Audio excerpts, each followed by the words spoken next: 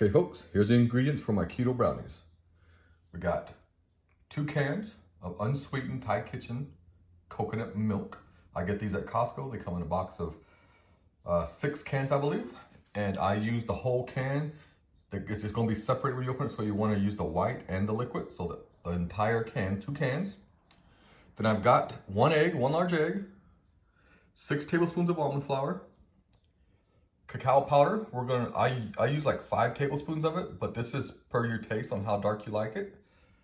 We got this is what I get at Trader Joe's. I use a vanilla bean paste. This is kind of spendy, but you can use regular vanilla extract if that's what you got. And I'm going to use a teaspoon of this.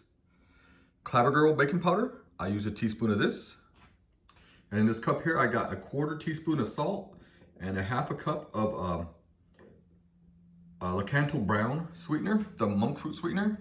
And of course, we got pecans. And of course, the pecans are also optional. A lot of people don't like nuts in their brownies, but I love nuts in my brownies. I can't eat them without it. And so that's it, folks. Those are the ingredients for my keto brownies.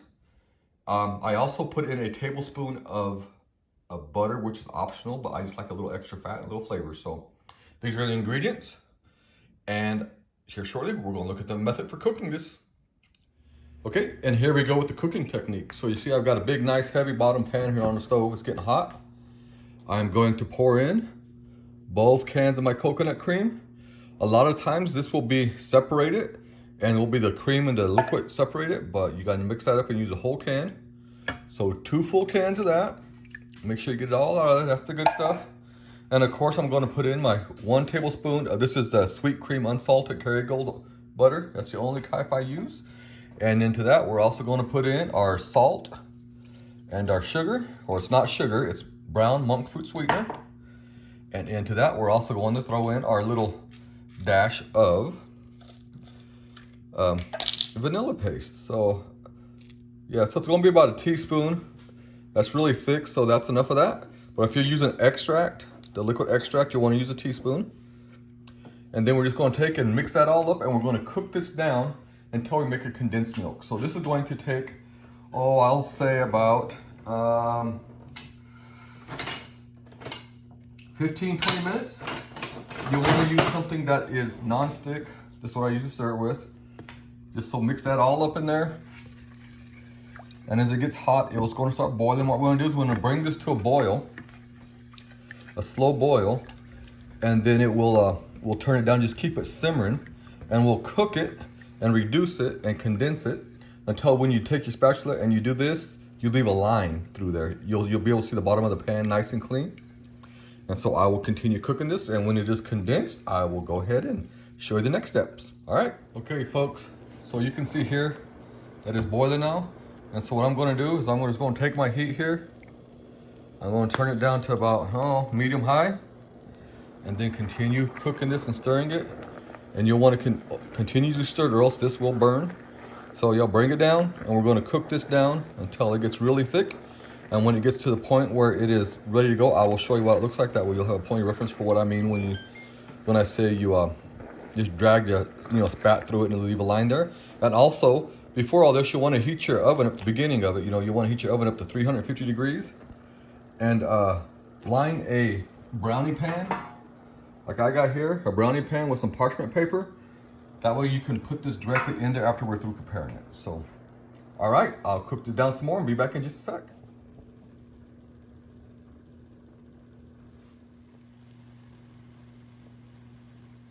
Okay, folks, so the milk is condensed. As you can see, it turned brown, but that's okay. That's the way it's supposed to be doing.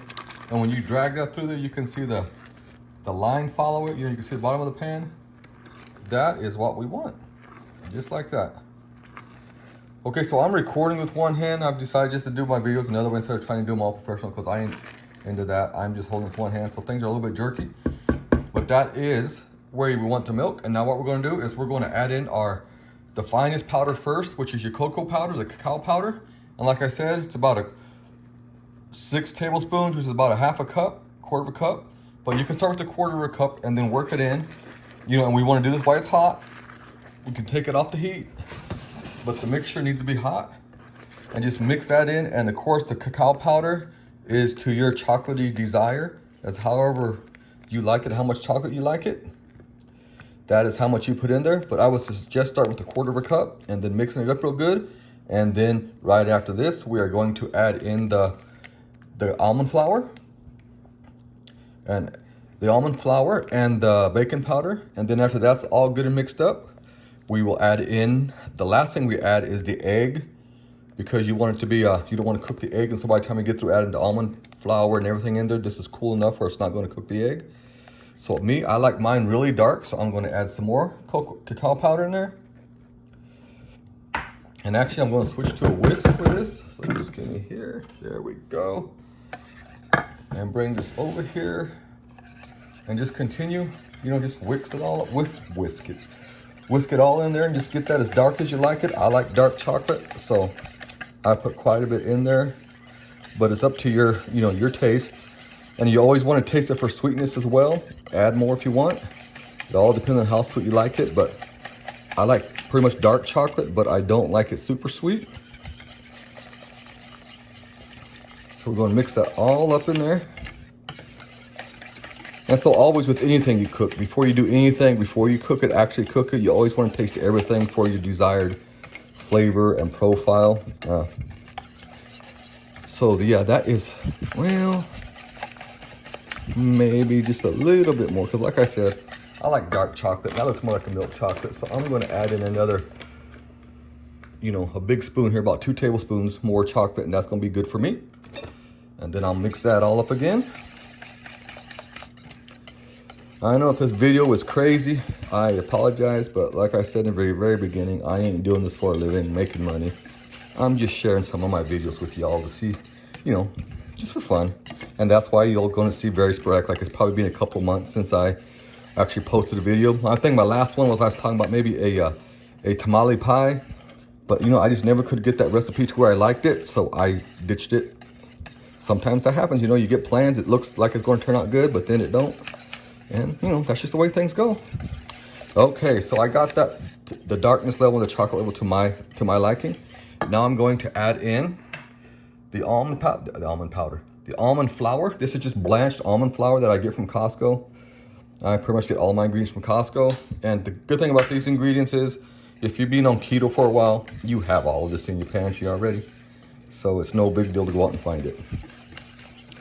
Okay, so we mix that up. As you can see, it's starting to look more like a cake batter now. I know it seems kind of weird, and you're going to be thinking, well, that's coconut milk. I don't like to taste the coconut. Well, you won't taste the coconut whatsoever. There's nothing that tastes like coconut in here. It just tastes like I don't know if you ever had like the little Debbie brownies you get in the box there in the past. Well, that's what these taste like. They got the same texture, you know, they're very, very, very rich. And so I cut these into just little inch squares, and they're so rich and so delicious that it's just fantastic. Okay, so I got that in there. Got that all mixed up. You can see it's a nice cake batter consistency. And now I'm going to add in see, I told you this video is gonna be jerky. Sorry if it makes you sick. Just a teaspoon of baking powder right there. This is gonna give a little bit of edge when it's rising and cooking in the oven. And mix that all up real good. You want to rake your sides down and make sure everything is very well combined here. There we go. Well, you know what? Maybe this will be the last video I do shoot like this, because it is kind of shaky and kind of difficult to do this with one hand. But there will be no more in-person videos. I decided, you know, people don't want to watch me. They just want to see the recipe. So I'm trying to make them as short as possible.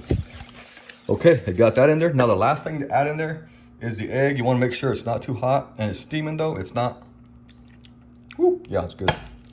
It's not hot enough to cook that egg. So just crack that egg. As you can see, the whites didn't cook.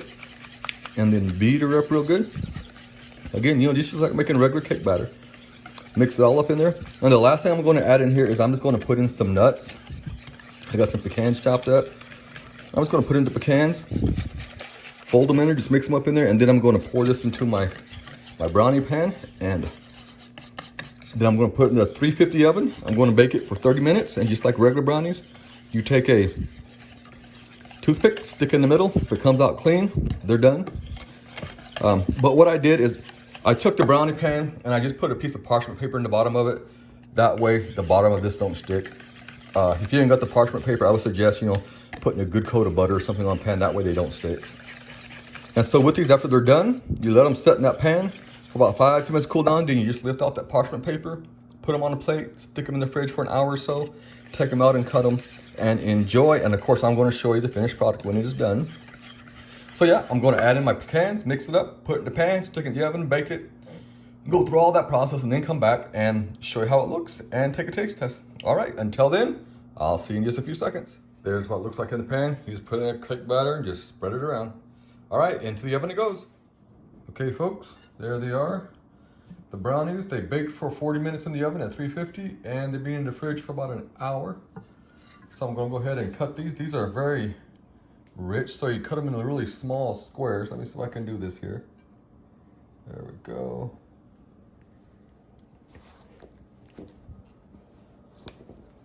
Come there, they're still a little bit warm, but they are cutting pretty good. I'll just cut them up here. That way you guys can just see them real quick. Okay, there we go. I'll pull this end one off here. And as you can see, the brownie, it came out. It is about a, I don't know, ½ inch thick. The nuts, they're very, very chewy, very rich, and very delicious. So there you go, folks. My keto brownies. Hope you enjoy. God bless and good eats.